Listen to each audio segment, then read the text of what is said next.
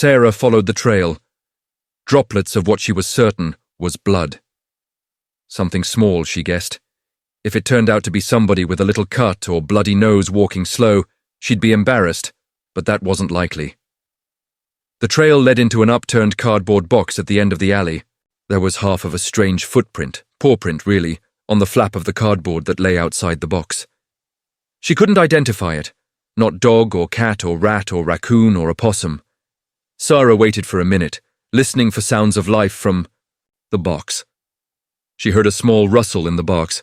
"I'm not going to hurt you," she said in a soft voice. "I'm just going to sit here and share my cupcake with you."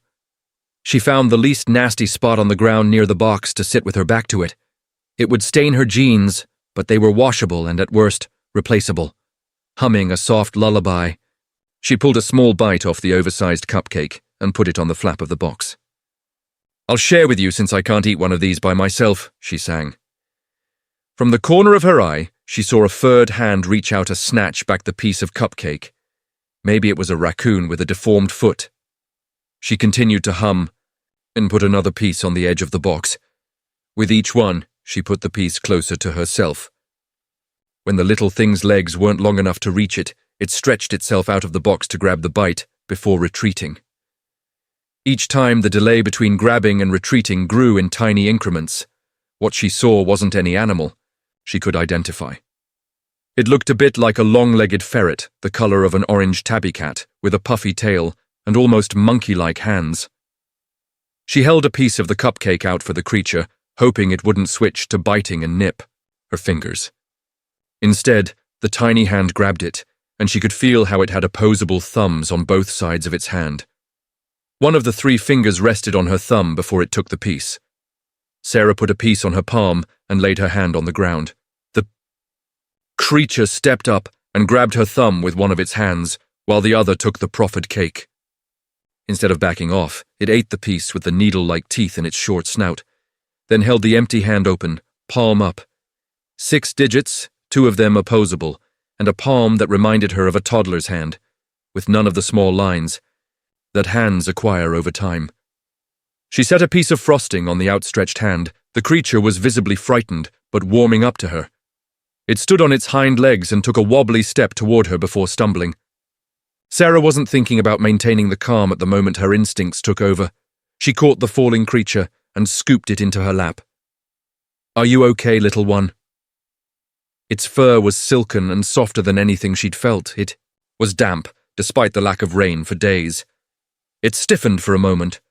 Sarah thought she'd just messed up, and the little critter would run away to never trust her again. Her fears were unfounded, however, as the creature relaxed, grabbing her shirt with 3 of its monkey-handed feet. The 4th had a cut on the bumitoin. "Oh, you poor baby, that must hurt. Will you let me take care of you?" The creature turned its large brown eyes to hers. When she looked into them, she could tell there was intelligence behind them. The creature curled its tail over itself like a blanket, and she felt its racing heart slow and its breathing relax. It still had a death grip on her shirt but was sound asleep. She rose to her feet as smoothly as she could, trying not to jostle the sleeping creature. It had a faint scent of cinnamon she'd first assumed was something her clothes had picked up in the bakery. By the time she reached her apartment, she'd figured out that she didn't need to be so careful. Cream, as she began calling the critter, was dead to the world. The poor thing was probably exhausted from fear, cold, and hunger. In its sleep, the creature suckled on her shirt. "You're not completely weaned, are you, little one?" she cooed. Once in her apartment, she dug through the stuff drawer in the kitchen to find the puppy bottles and nipples she'd once used for fostering. From a lower cupboard, she pulled out an unopened can of puppy formula powder. Sarah got a bottle of formula ready just in time as Cream woke with a weak, high-pitched cry. The cry was punctuated with what sounded like baby talk, just not in English. The word-like sounds most repeated were gay and lulu. It took a few tries, but Sarah got Cream to latch on. The puppy formula seemed to be a big hit. She cooed at the little creature as she cradled it like a baby. As it drank, it finally relaxed its grip on her shirt and settled into the crook of her arm. Cream started to drift off again and dribbled some milk. Sarah pulled the bottle away and wiped at the little face. Cream reached for the bottle. Lulu, Lulu.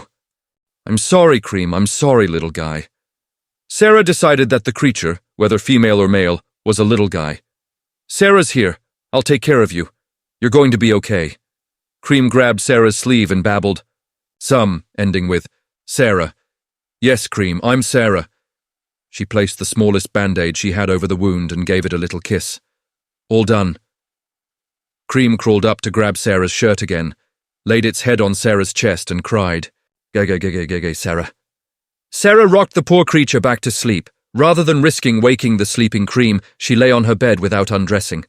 A few hours later, she woke with the crying creature begging again for Lulu. She prepared a new bottle and fed the hungry, tired creature and rocked it back to sleep. The armchair was comfortable enough, and Sarah drifted off herself. The sound of something scrabbling at her window woke her.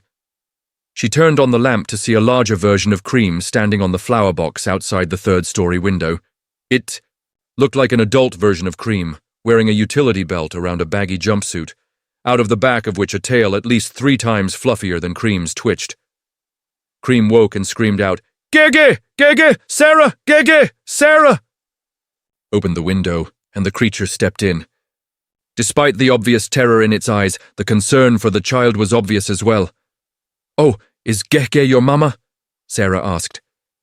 She sat down on the floor to put herself on eye level with the standing creature, and Cream climbed down and into the arms of the waiting creature, Dren. The creature dressed the child in a similar garment to its own. It held the child and pressed a button on a box on the belt. The creature's voice was high and was repeated from the box in English. Where did you find my child? I followed a trail of blood droplets and found this poor little guy hiding in a box in an alley. You didn't eat him, the creature said through the translator. Eat? What? Why would I do that? Cream began babbling again, and the translator picked up parts of it. Sarah recognized the sound log, Gege, behind the translation of Mama and Lulu behind Yummy. Mama! Mama! Sarah, ouch! He held up his bandaged foot for her inspection. Yummy! Sarah? You tended his wound and fed him? Of course. I wasn't going to let the little guy suffer. Sarah leaned back. Why would you think I would eat him? I have studied how you eat other creatures. You are eaters of meat. You also keep companion animals that are eaters of meat, some of which will kill animals for you and bring them to you.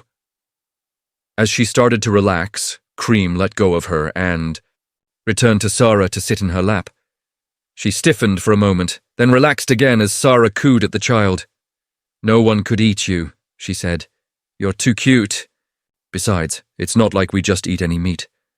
We've been breeding animals for thousands of years to get the temperament and meat or milk quality we want. As far as animals hunting for or with us, yeah, in some places that still happens, but if you're talking about cats, they do that because they think they're helping somehow. The creature walked closer, staying in its upright posture. Sarah noticed what looked like tough gloves on the hand-feet it walked on.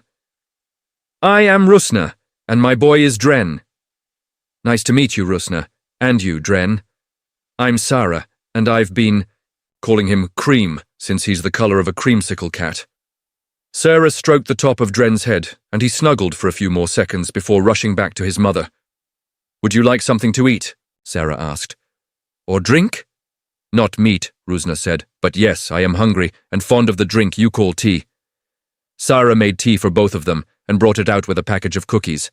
They ate and sipped their tea in silence for a few minutes while Dren drifted back off to sleep. I was warned not to come here because of the danger from humans and their companion animals, Rusna said. Why did you then? I'm a xenosociologist. I'm here to find out everything. I can about human society. I brought Dren along because I couldn't be apart from him for so long.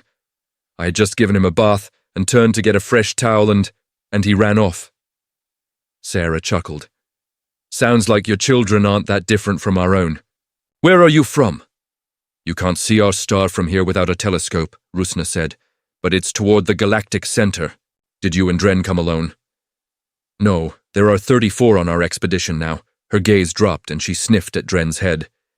We lost 3 to illness and accident in the first 13 planetary rotations, but have maintained our number since then. I'm sorry, Sarah said. Rusna took another sip of her tea. We'll survive. I'll have to adjust some of my starting assumptions about the behavior of societies of omnivores, though. Aren't there others? Sarah asked. None besides yours that show promise to become spacebound. Well, if you're around for a while, you're welcome to visit any time. Sarah smiled at the sleeping child clinging to his mother's jumpsuit. I'd love to see the little guy again.